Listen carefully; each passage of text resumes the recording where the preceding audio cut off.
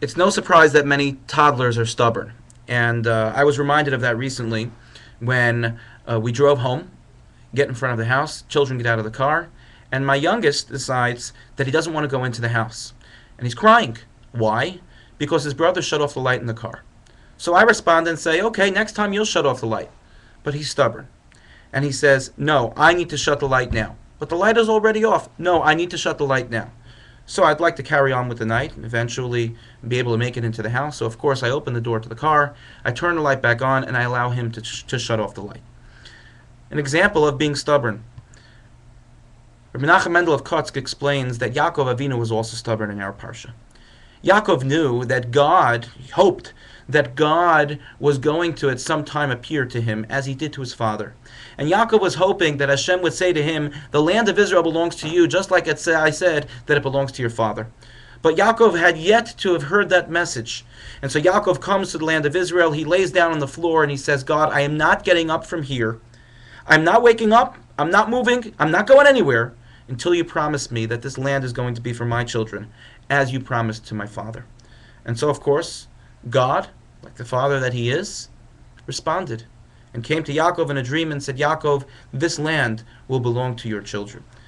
I think there's an important message to take away about being stubborn from this little vort of Reb Menachem Mendel.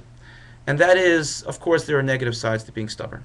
A person who is stubborn becomes a person who is really inflexible, a person who has a difficulty maintaining relationships. And a person who is stubborn is someone who many of times is hard to be around. But that's only if you're stubborn in a negative sense. If you're stubborn in a positive sense, then you're a person who never gives up on trying to build something until you're able to build it.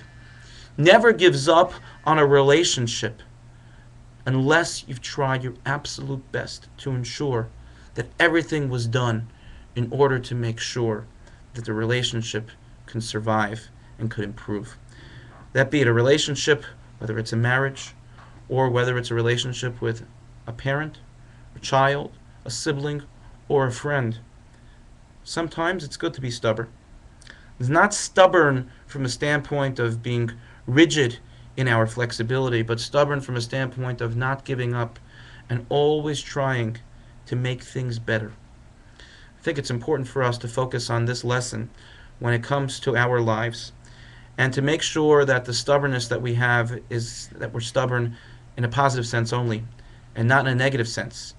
And if we are stubborn in a positive sense, then hopefully we'll be able to not only improve the quality of life that we have and the relationships that we have, but we'll be able to improve the lives of others as well.